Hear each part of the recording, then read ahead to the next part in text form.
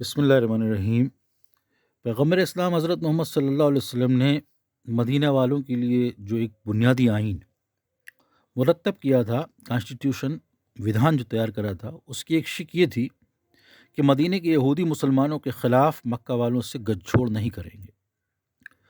لیکن مدینہ کے یہودیوں نے اس آئین کی خلاف ورزی کی اور ان کے کچھ اشعار کہنے والے شاعر لوگ مدینہ سے نکل کر مکہ پہنچ گئے تاکہ مکہ والوں کو حضرت محمد صلی اللہ علیہ وسلم کے خلاف بھڑکائیں اور انہیں ایک بار پھر مسلمانوں سے جنگ کرنے کے لیے اکسائیں۔ یہودیوں کے شاعروں میں سے ایک شاعر جو کہ مکہ پہنچا، وہ دوسروں کے مقابلے میں زیادہ مشہور تھا اور اسے قعب بن اشرف کے نام سے پہچانا جاتا تھا۔ مدینہ کے یہودی شاعر ایسے وقت میں مکہ پہنچے کہ وہاں مسلمانوں کے خلاف غضب کا انتقام کی آگ بھڑک رہی تھی۔ قریش کے سردار مکہ میں یہ نعرہ لگا رہے تھے کہ مرنے والوں کو رو نہیں، ان کا انتقام لو۔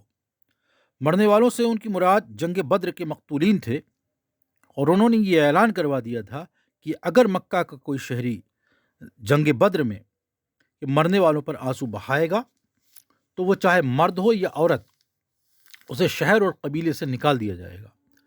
عرب جزیرے میں قبیلے کی طرف سے نکالا جانا سزائے موت پانے کے برابر ہوتا تھا، اور شاید سزائے موت سے بھی بدتر۔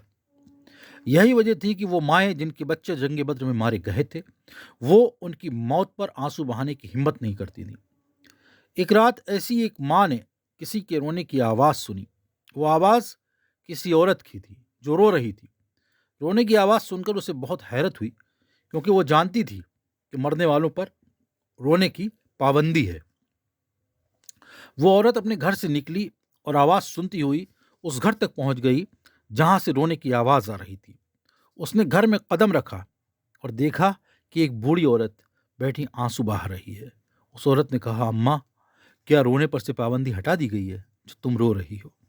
بوڑھی عورت نے خوف زدہ ہو کر کہا، تم کس لیے پوچھ رہی ہو؟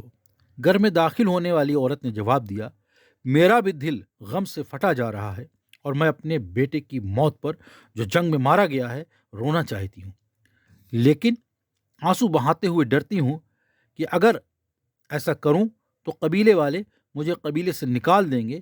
لیکن تیرے رونے کی آواز سن کر یہاں چلی آئی کہ تجھ سے پوچھیں کہ کیا رونے پر سے پابندی ہٹا دی گئی ہے جو تو رو رہی ہے؟ اگر ایسا ہے تو آؤ ہم دونوں مل کر اپنے بچوں کی یاد میں آنسو بہائیں۔ بوڑھی عورت کو یہ کہنے کی ہمت نہیں ہوئی کہ وہ اپنے بیٹے کی موت پر رو رہی ہے، بلکہ اس نے کہا کہ میں اپنے بچے کے لیے نہیں رو رہی، کیونکہ اس کی موت میرے لیے بے اہمیت ہے، بلکہ میرا ایک اونٹ تھا جو گم ہو گیا ہے۔ مجھے اس اونٹ سے بہت محبت تھی اور میں اس کے گم ہو جانے پر بہت غمگین ہوں، اور یوں آنسو بہا رہی ہوں، اور اسی کی یاد میں یہ آنسو نکل رہے ہیں اپنی اولاد کے لیے۔ یہ واقعہ اس بات کی نشاندہی کرتا ہے کہ مکہ میں کے عام شہریوں کے دلوں میں بزرگان قریش کا اتنا خوف اور دبدبہ بیٹھا ہوا تھا کہ سوگوار مائیں اونٹ کے گم ہونے کا بہانہ کر کے اپنے بچوں کی موت پر آنسو بہایا کرتی تھیں۔